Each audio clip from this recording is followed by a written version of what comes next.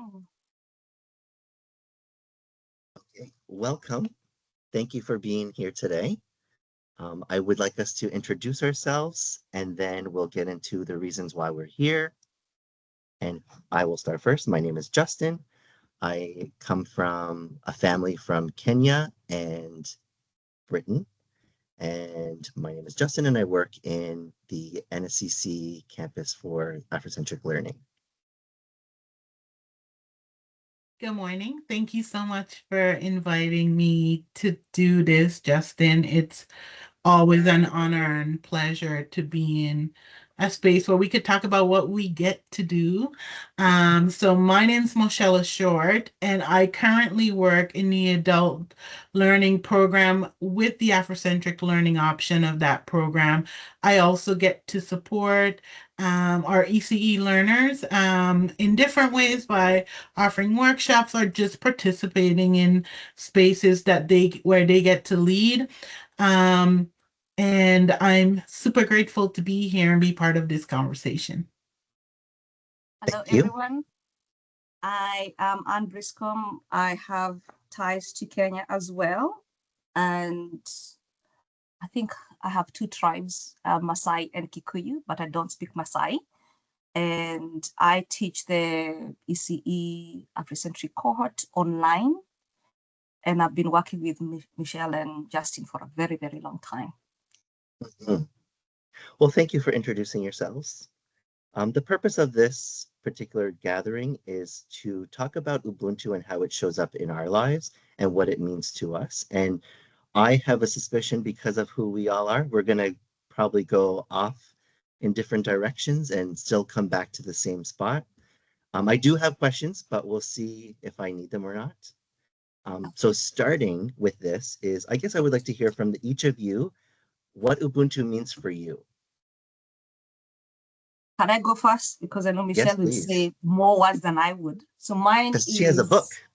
is mine, for me, Ubuntu is existence amongst others to grow, thrive, learn, and learn. I wouldn't be able to be where I am without my ancestral roots, but without having those roots, I have to grow as well. So where I learn every day, like for me, I speak my native language, but I am robbed of a certain language because my great grandmother had to stop speaking that language. So for me, I wouldn't be able to exist amongst people who look like me, either here in Nova Scotia or in Kenya. And back home, it's mostly the existence is tribal and with clans. And then there's unity as well in Ubuntu in terms of not only by language, but also customs and values and beliefs or practices. So for me, that's what I mean. For me, Ubuntu is existent amongst others to grow, learn, and thrive positively, not negatively, so that you can be able to carry on that knowledge forward, not only making it stagnant, but carrying it forward. So that's my understanding and experiences. Thank you, Michelle. Oh, I get so excited when I get to talk about Ubuntu. In a nutshell, Ubuntu for me exists in the spaces where we don't need to translate our soul. And when we create spaces like that for our students, we see them operating and putting out at their maximum always. And so my understanding of Ubuntu initially started with trying to figure out how to be the best educator I could possibly be. And when I did research around that, when I looked into, research around pedagogy and all of that, I landed on Ubuntu and it felt right. So it started for me as a journey towards becoming the best educator I could possibly be. And it has expanded into my entire life now, the way I carry myself. I I want to experience Ubuntu in every space I'm in, and I want to be able to create space around me that allow others to do the same. And the first definition, I'm going to read it to you, that I created when I started to like try to figure out what do I know all of the I am, because we are my humanity is wrapped in your humanity. I know all of those, but I wanted something that represented me and where I was in that moment with my journey to becoming Ubuntu. And this was the first definition I penned, and it said, the meaning of Ubuntu to me is to own my full right to humanship in such a way that it inspires my students to do the same and to create space for others to treat them as such. So it was, for me, it was this understanding that Ubuntu is about me, it's about my students, but it's also about the world in which they're going to go out and be a part of. That if they carried themselves in such a way where they understood what Ubuntu is, they were going to demand it from folks around them. And so, yeah, I could go on and on because I have a book, but I'm going to Well, stop. I know. I can't wait to hear this book. So I guess the thing that I'm interested in too, when you were talking about that, where have you seen in your, whether it's career-wise or your personal, or you can say either or, where you've seen Ubuntu show up at its best? I think when I now that I understand Ubuntu better, and this is going to be a lifelong journey in fully understanding Ubuntu, but I understand it so much better than I had in the past. I'm thinking back to times before I even knew what that word meant, when folks were showing up for me in a way that really was Ubuntu. And again, to what I said at the beginning when I was giving my definition, the spaces where Ubuntu shows up in its fullest form are the spaces where we can be our true self, where there's Yes. no need for us to translate, code switch, or do any of that. When we show up there's power in the space where Black folks gather. That doesn't mean that Ubuntu is just for Black folks. For me, as a Black woman, a Black educator, a Black parent, the spaces that allow me to come in and be me are the spaces where I experience Ubuntu in its fullest. And that could be, like, for example, in a taxi in South Africa, where the taxi driver instantly sees us Yes. and allows us the space to see him. And then we share in a way where there was no barrier to language, no barrier to culture, no barrier to understanding of our human rights, right? Our basic human rights. Thank you. And did you have anything you want to add to that? I don't know if I can hear you. Mhm. Hear me now? Yes. I muted myself by accident when I was putting the volume up. Okay. So for me, I see it in community, in discussions, debates, disagreements, agreements, and learning and unlearning. In literature, I remember when I was in school, it was very hard to see books that had representation of people of all kinds. As Michelle said, it should show up. It's not just for Black people, it's for everybody, and what that means to people. And then in social media, when it talks about allyship, what does true allyship look like? I mean, it means to have a conversation on being there and existing amongst other people. So in multiple areas. So for me, it's community, literature, and social media. Currently, sometimes social media is, especially right now during World Cup. I'm not a huge World Cup fan. I'm more of watching the runners, the Kenyan runners. I'm a huge athlete fan, even if I don't run anymore. But that is another way of how Ubuntu can show up through the discovery of what when countries come together to be able to for this one goal. I know it is a sport, but there's other things that happen that provide that unity. Yes. For me too, I look at it too in how I even show up.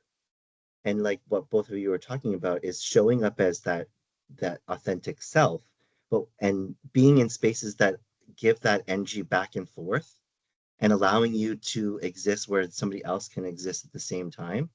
So I'm just curious, like, where have you seen the struggle of showing up as your authentic self? Where have you seen that Ubuntu practice is not able to be its full self the way that you're now sort of interpreting? Where do you struggle to see it?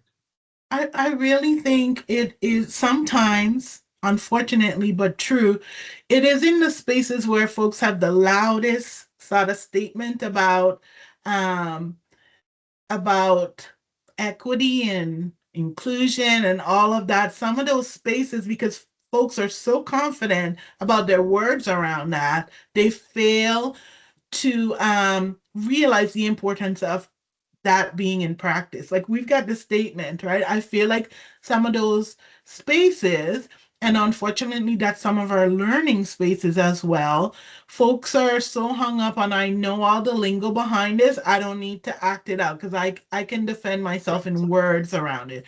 I feel like that's where Ubuntu has a hard time showing up because Mm, again, like you said, if we cannot be our authentic selves, right? It that there is a statement that says that Ubuntu is kind, it is not weak. right. Or it is not weak and it is not blind, it's kind. Yeah. And so that means that we as folks who desire to have Ubuntu show up in the way we interact with others and to receive that back as well, we feel it the minute we walk into a space. If that is gonna be a space where it's safe for us to show up as our authentic self, and if we're gonna maintain that that's where Ubuntu lives, right? When our full humanity can be on display.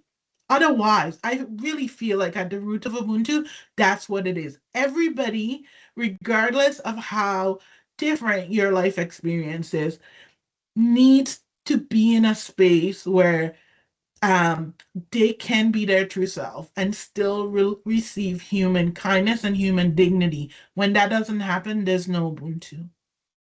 Yeah. Talking And about life experiences, for me, I think is sometimes seen as an other, and that might be having conversations, discussion, debates. Sometimes when we look at African Nova Scotia history or Black history from an immigrant perspective. So I do not have the same history, but I do have some similarities due to colonialism. So some places I will never understand, but I am forever grateful for the ancestors who have walked here and have given me the space to exist here as a Black immigrant. Because if it wasn't for those opportunities or those experiences, I wouldn't be in a place where, in some spaces, where I can be able to say, this is why this person is saying this, and this is why I'm saying this. So for me, I also notice it in the translation of sometimes with the students' work when I'm having conversations. And I do appreciate one of our colleagues who's not here, their cultural input from a person who's from African Nova Scotia history, the understanding and the breakdown of information. So I might have a one way of thinking, and they have one way they're thinking, and then combined, we come to the solution of why are we both thinking this way and how can we support our students the best way this way. So for me, that's where I see the struggle is mostly, as you talked about lived experiences, you should still be valued and appreciated. But for me, I'm forever grateful for it. Wasn't being enslaved is not a great experience, and it happened, but the history has its trickles and it has its trauma that is truly generational. And acknowledging that as an immigrant is very important, and also embracing the new knowledge and understanding that if this is not my land, and embracing the ancestral Black people who have walked this land and have fought for the existence of the Black people here. So that's for me, I would say it's more of the recognition and acknowledgement of the other. Yeah, I really love that. me too. It made me Yeah. think of now too, when we think about the Mi'kmaq people that are on this land of African, or sorry, of Nova Scotia, and we're thinking of African Nova Scotias, and then we're seeing other groups come in. Do you find that Ubuntu might show up in any of those cultures here in Nova Scotia that we don't either have access to? Because I see it, when we're talking about in our land-based curriculum class, like what is it, Nadugalam? When we Mhm. hear about that, they're talking about relationships, they're talking about reciprocity. And I guess I don't know very much about like Acadians and the Gaels, and I'm hoping that they have something similar, but when we think of Nova Scotia and how it's built, Ubuntu just sort of is. It exists. And I'm just curious, like when we think about moving into these spaces, why are people feeling so they have to perform a different body? I waited a minute to respond to that, just because I truly believe that Ubuntu lives in a lot of different spaces with a different name. Like when you think back to some of the ones that comes to mind right away is No Man's an Island. It takes a village. Like all of those saying like existed and in different cultures by different people, it's the same common understanding that if I am to understand me, I need to seek to understand you, right? And if we understand that we in I am, because we are means whoever you're sharing space with in that moment, that's your we. Right now, this is my we, Anne and Justin and Moashella. This is my we. When I move out of this space somewhere else and I chat with my neighbor in the yard, that's my we in that moment. When we understand that Ubuntu is just one word to describe this thing that lives throughout our universe, and that different people call it different thing, but it really is that core of allowing space for each of us to live our full human potential. Mm, I agree. It's this power in language, and the translation of what that means is very different from different people. Like when you say that, I thought of the Kiswahili word of umoja and harambe. So umoja means unity, and harambe is uh, coming together for the aim of one thing. So in if you're like when you're thinking about potluck, there's a lot of people who do potluck. That is a form of Ubuntu yes. because everyone contributes to, but never ask me to bake anything for you because you will not survive. But so there's a way where people contribute so that everyone is celebrating the one celebration. Our goal is to bring food and for this main celebration and for this occasion.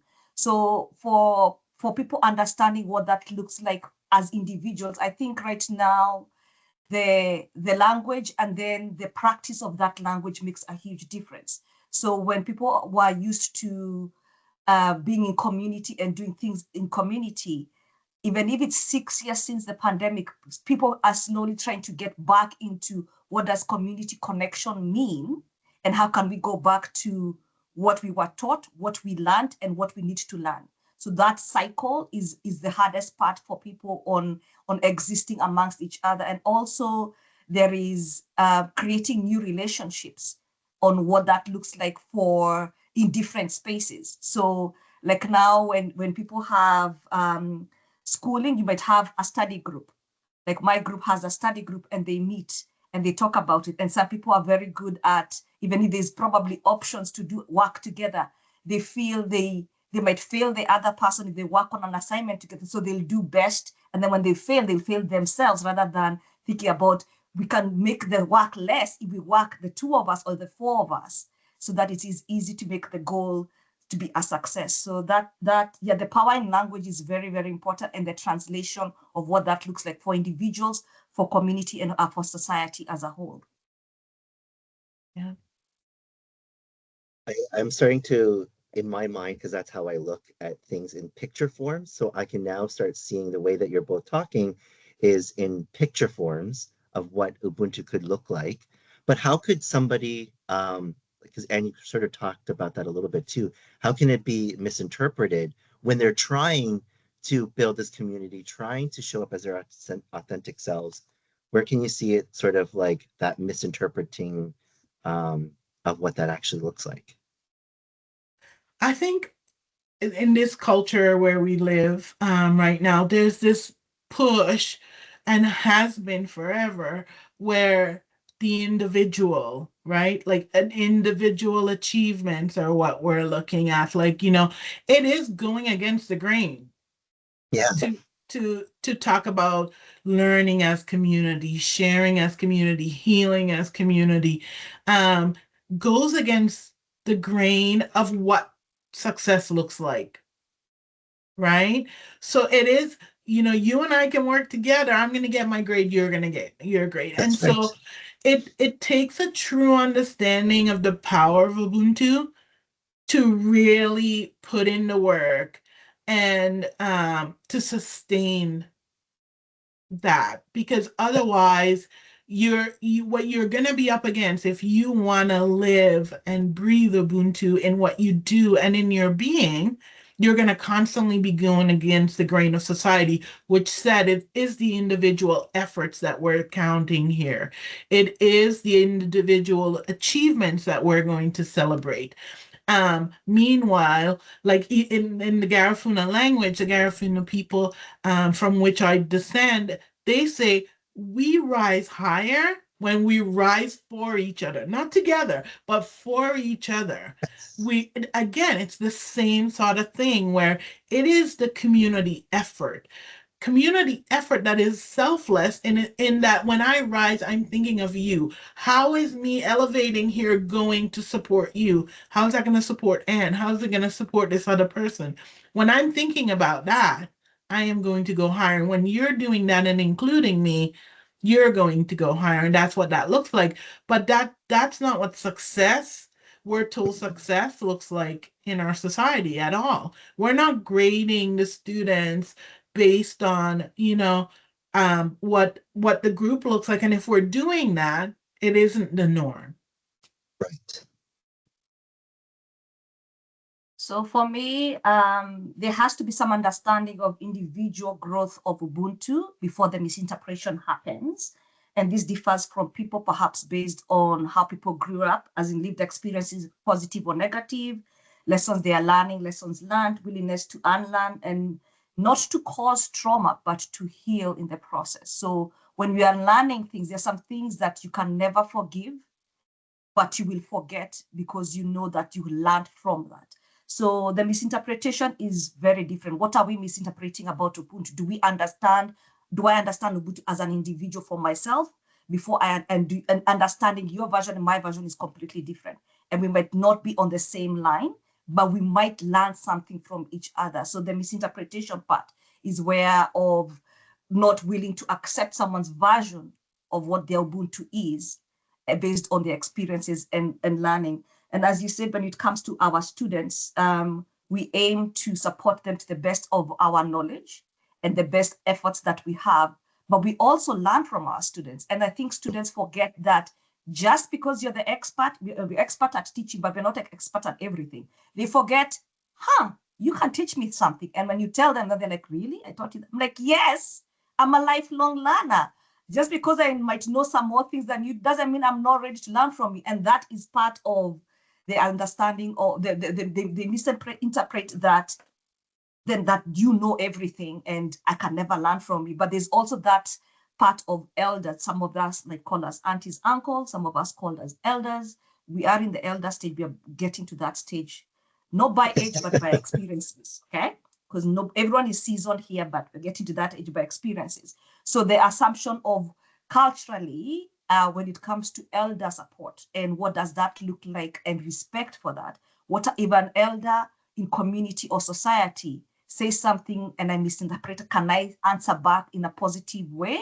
Or will be like, you cannot ask that question because elders are always wise. They're not always wise. Even stupid people grow older. So what does that, wisdom doesn't equate age. So finding out the misinterpretation of, did I understand what you're saying? Or can we have a conversation and talk about this? So with knowing yourself and then knowing how to approach conversations without disrespect, but still standing firm is something that we some students are good at. Some students still think, I don't think I can ask you this question. And then when you meet them face to face and you say, you can ask me anything, the answer can only, if you don't know, if you never ask, you'll never know. So that's my understanding of how it can be misinterpreted. Mhm. Now we have to pause. Because what you're saying too is a lot of the stuff around Ubuntu is basically living and breathing and understanding yourself, but open to that lifelong learning approach. So how do you see an educator trying to embody that, but also support a classroom to allow the students to be themselves, whether they're um, online or in person, because we have those options. So how do you see an educator or an adult educator helping their students kind of move that path through navigating I their really, own sense of Ubuntu? I think it's kind of like what where Anne finished there on this idea that learning is a journey and I am here to accompany you on this journey, right? And when we look at learning and when you think about it in the way like Anne was just sharing, where on this journey, I'm going to offer you things, but I will also be receiving things from you in ways in that learning. And when we show up in that way authentically, then the students understand that. And as they see you show up authentically, they're going to feel empowered to do the same. And I think that is how Ubuntu lives in any learning space, a space where there's no real hierarchy. We're just on this journey together. And of course, there's going to be time when I'm going to lead, but I'm going to leave lots of room and opportunity for you to lead as well. And so I think it is in spaces like that where one, more learning happens, authentic learning happens. It's organic and it's rich because there's not just one perspective that's allowed to shine. It's mine and yours and mine combined. It's all of that. And I think that's what true, like I said in the beginning, Ubuntu is. It's really creating space where we can all show up as ourselves and there's enough room for our differences. I like that. I'm going to use an analogy. I love mangoes. So a Mhm. mango is one of my favorite fruit on earth, and they don't grow well in Canada. So that's it. So mangoes thrive in tropical areas. They come in different sizes, and they are a beautiful fruit to have. Now, when you are, as an educator, it's important to understand vulnerability points. So I will be vulnerable at some points, and the student will be vulnerable at some points. But instead of punishing that vulnerability, the same way you cannot grow a mango in snow in Canada, it's not going to grow. So you have to find ways of either getting raw mangoes and put them in a brown bag and let them thrive in your kitchen, because that's a warm environment and that's the closest you can do. So the sweet point about vulnerability is accepting that we are still humans. And what you talked about there's no real hierarchy. There is the assumption as that we have that hierarchy comes with as many certificates that you have after your name, where your family comes from, socioeconomic status. But when you are in a space where you are, especially students reveal themselves when they provide assignments, especially when it comes to reflections. So when you're reading a reflection, for me, I would say, and I'm trying to find how can I make sure the success of this student is authentic in my teaching, and they're authentic when they reveal themselves to me, and they can be able to be successful in whatever they're saying. So as I said, the mango, the sweet spot is the size of the mango, the skin of the mango, the growth of the mango. So for me, I would call my students a huge garden of beautiful ripening mangoes, because they start off fast, small, and then they have to be nurtured slowly. And then we sometimes look at the mango that we are grazing, or I'm looking at the mango like, I don't think our mango is going to make it. What is happening? What is happening in your life that is affecting your growth so that you can become authentic? So that's why sometimes you might find a student is doing really well at some assignments. And then this assignment, they're hitting a spot and you're like, what is happening? And then you have a conversation, you're like, okay, how do I make sure this makes sense? So when you have that conversation with them, and then they realize, oh, so I can bring my true self in this part. It will not, I said, it's only me and you. Like some of them don't like videotaping themselves. I'm like, it's only me and you. Just go for it. Go for it. Talk as much. The same way we talk in person, or the same way we talk on Teams. Talk to me. Pretend I know nothing and I'm learning everything from me. And then they're like, so I can go deep. You can go as deep as you can be. When they see their mark back, and they realize, so my authentic self, and I was vulnerable, you accept this, because some of them, they never got the opportunity to reveal themselves through talking and in part of an assignment, through drawing in part of an assignment. So they are learning different ways of bringing the authentic self in different modes of assignment submission. And that acceptance, like some of them are really good at showing me like their drawings and then talking through. And I say, pretend we are on a journey. Let's go through this journey. And then giving the opportunity for, when it comes to vulnerability, sometimes there are some places I cannot support. And that's why we have supports for not only academic support, supports for social supports and financial support that I wouldn't be able to have conversation, but they still have to understand that the trust is there, and saying these supports are there from the college, and the whole class will never know whether you asked for them or not.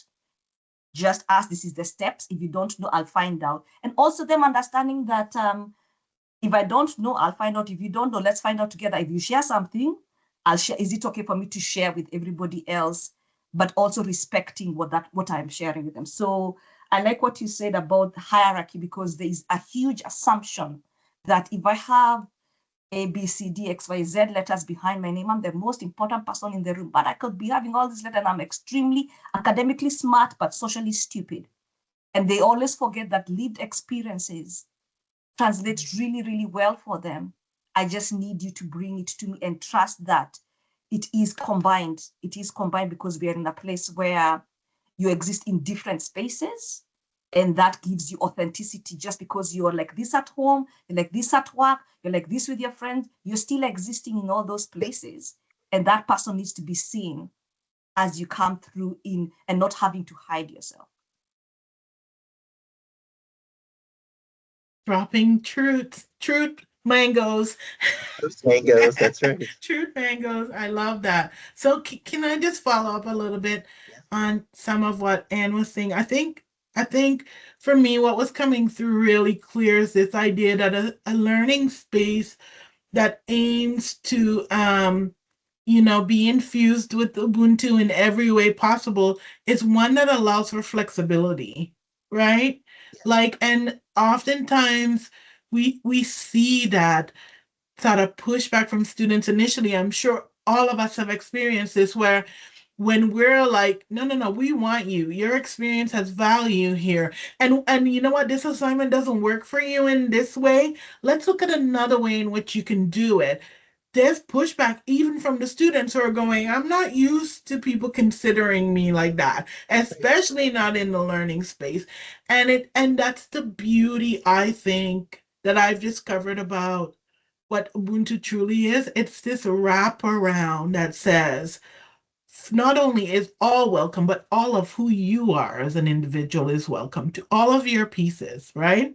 All of Yeah, the ways in which you can show up. So if in this particular assignment your artist is coming out, right? Then draw me your answer. And if in this particular one you feel like a wordsmith, then give me an essay. That's still accepted. So it's this idea of flexibility that was really coming through for me, and that I think is really one of the keys, and where we're flexible not just with the whole group but all the parts of the individual as well too. So it's okay. It's okay if in this one you see your answer as a spoken word piece, and in yeah, this other one, you want to go more traditional route and you want to give me a PowerPoint presentation. That's fine too, that's right? right. That flexibility, I think, is real key, because none of us is one dimensional in how we That's right. are, how we understand, how we show up. So just because that student responded really well to this style of assessment doesn't mean they're always gonna, right? Because tomorrow a different part of their mango will be showing. It's the purple That's with the right. bit of green in it that's gonna be Yes. on display. So yeah, I love And that. if I we, love that. I loved it too because I was picturing a field of mango trees, and no one mango is the same, even though it came from the same tree. So when our students are coming in, they're all these different mangoes, and the tree and the roots and everything that they've come from have been nurtured from their ancestors, from their people that they've met, from the elements, whether it's the wind, the sun, they all get that into them when they show up and they become themselves.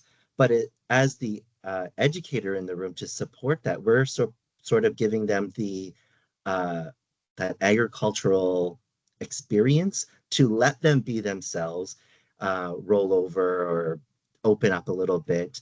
But we have to remember we're centering the individual mango in that space so that they can be themselves, but you're still kind of checking in. How much light do they need? How much sun do they need?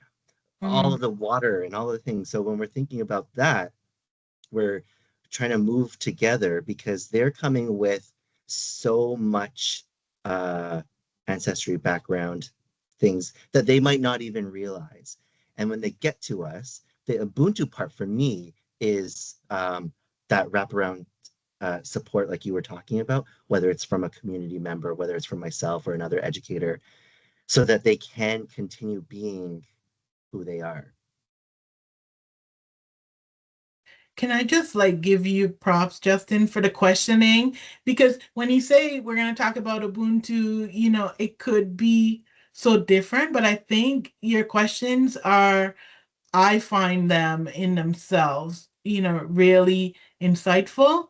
And so we get to go in these places where Anne can talk about mangoes, and it's and it makes sense to us, right? Because in this space we're not translating ourselves. But I just want to give you a little prop before I forget about those questions. They're really, Thank you. really great questions.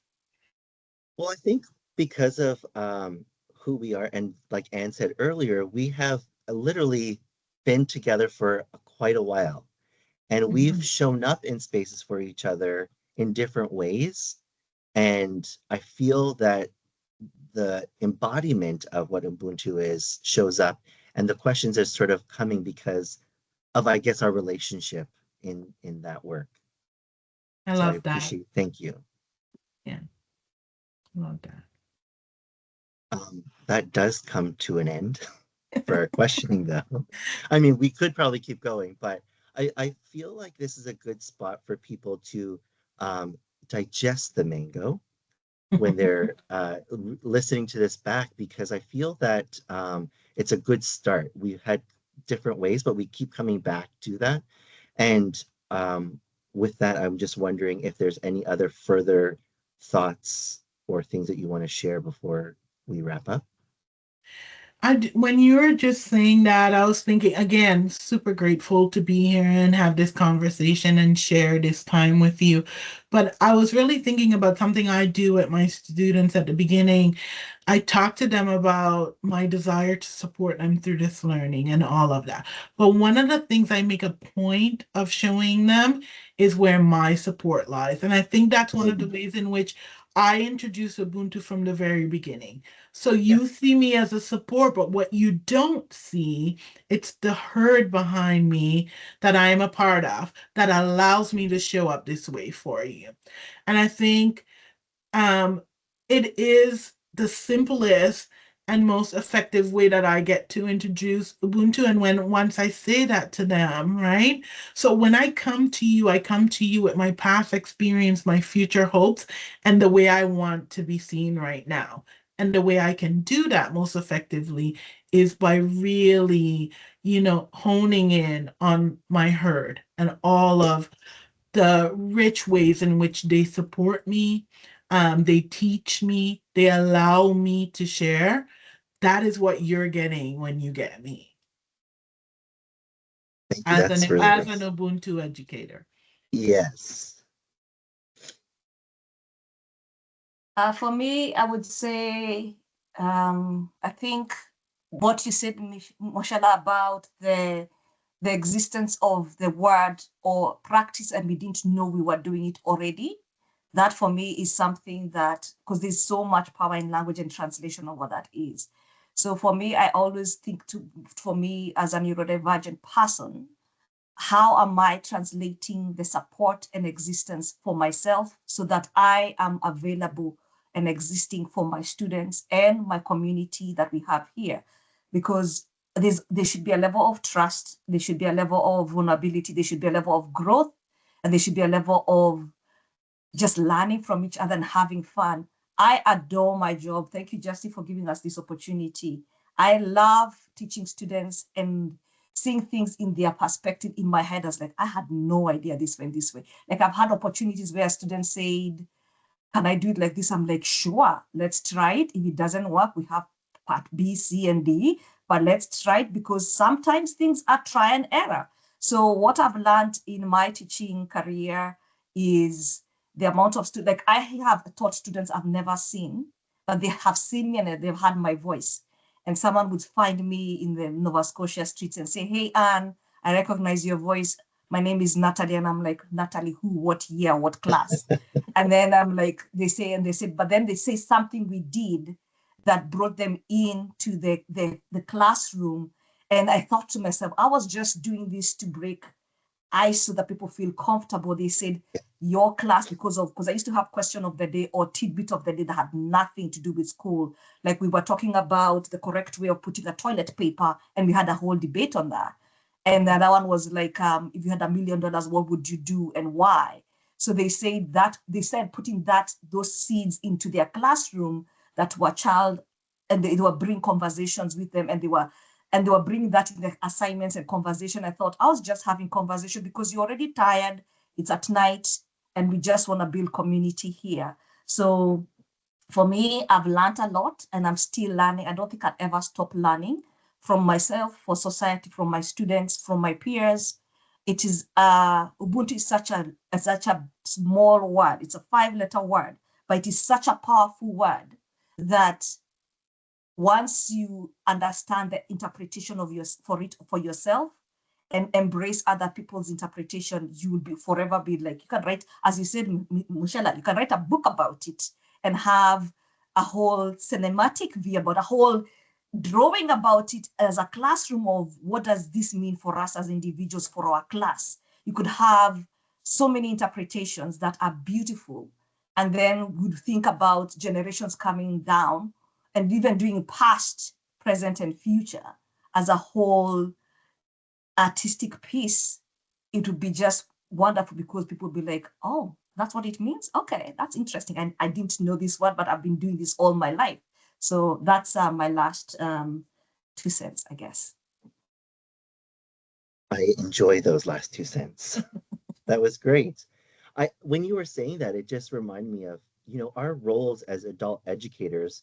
We are in that responsibility area of working with adults that are going to be in the field of early learning.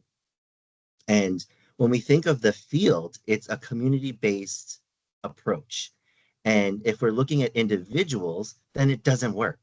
You start to have that fighting, you start to have children picking at people and everyone getting upset, the educators getting upset. But if we transition into that Ubuntu, like Moashella said in the beginning, like when the students are coming, you're coming with that. They understand who the herd is. You're coming in as your authentic self. Through all of that, that's when the community builds.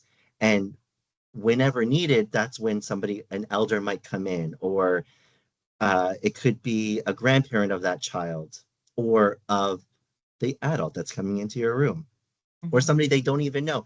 But that respect of that Sankofa coming back and bringing it forward, it's all these really intricate things that people don't realize when they step back, and who is actually at the center of that whole experience.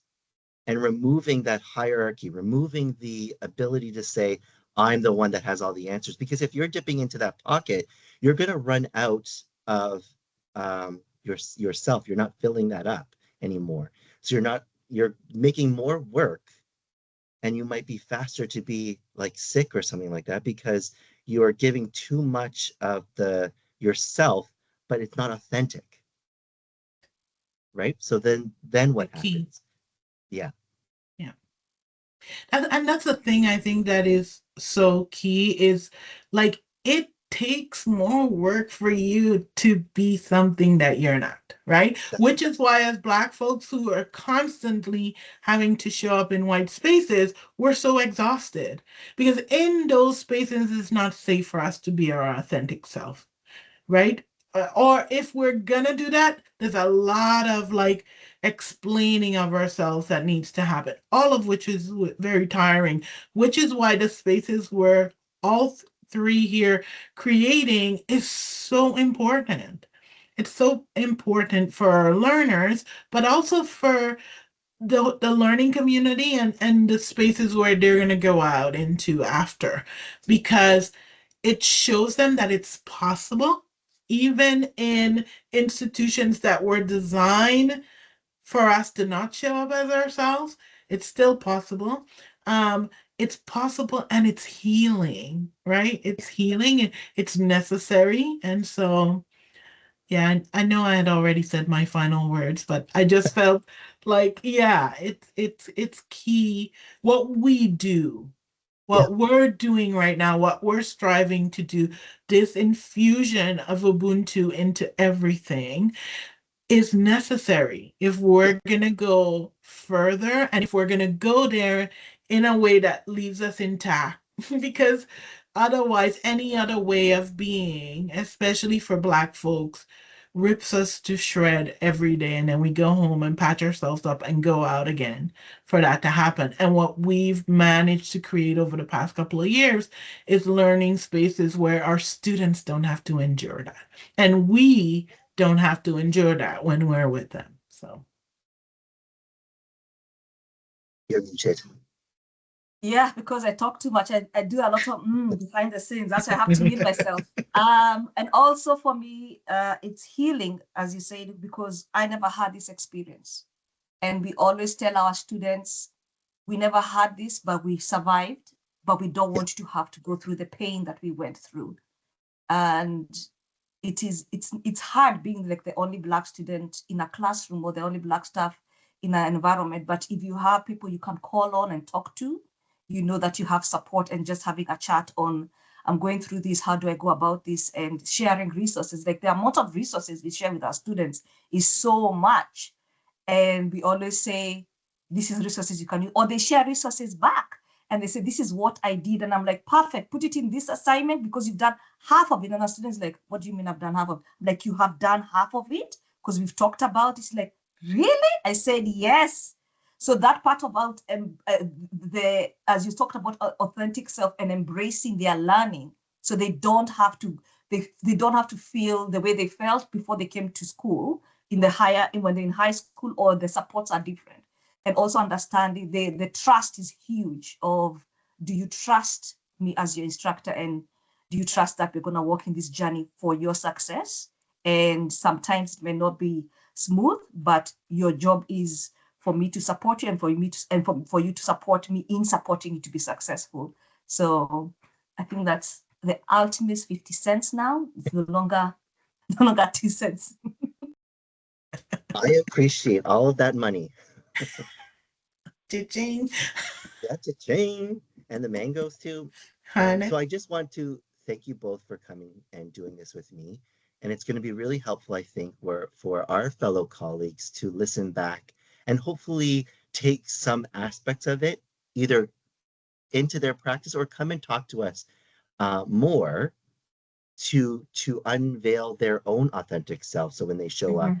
in spaces, to be themselves and be allies too, to allow their students to become themselves. So I really thank you both for doing this.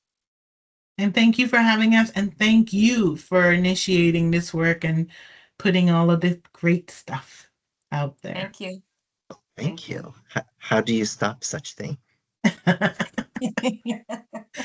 You just stop. Uh, Stop recording and then we'll say goodbye.